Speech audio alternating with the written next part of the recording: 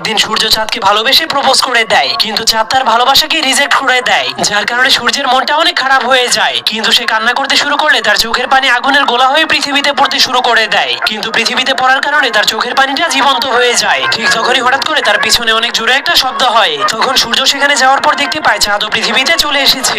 যা দেখার পর সূর্য তাকে সাহায্য করার জন্য হাত বাড়িয়ে দেয়, কিন্তু চাঁদ তার হাতটাকে ছুঁলেই তার হাতটা পুড়ে যায়। কিন্তু তখনই হঠাৎ করে সেখানে বৃষ্টি শুরু হয়ে যায়, যার কারণে সূর্য বৃষ্টির হাত থেকে বাঁচার জন্য পালাতে শুরু করে দেয়। যা দেখার পর চাঁদ তাকে পাতা দিয়ে ঢেকে তার জীবন বাঁচায়। আর শীতকাল আসলে চাঁদ এবং সূর্য গাছের ছাল দিয়ে স্কেটিং বানিয়ে অনেক মজা করে খেলাধুলা করত। কিন্তু একদিন যখন তারা খেলতে খেলতে একটা পাহাড়ের উপরে চলে যায়, তখন সূর্য তার শক্তির সাহায্যে পাহাড়ের মাঝখানে একটা গাছের ব্রিজ বানিয়ে দেয়। কিন্তু যখন তারা দুইজন সেই ব্রিজটাকে পার করছিল, তখনই হঠাৎ করে সূর্য অজ্ঞান হয়ে নিচে পড়ে যায়, যার কারণে পুরো আকাশটা অন্ধকার হতে শুরু করে দেয়। এটা দেখার পর চাঁদ জলদি করে সূর্যকে সাহায্য করার জন্য দৌড়াতে শুরু করে দেয়। এরপর তাকে জড়িয়ে ধরার কারণে সূর্যের হারিয়ে যাওয়া শক্তি আবারও ফিরে আসে, যার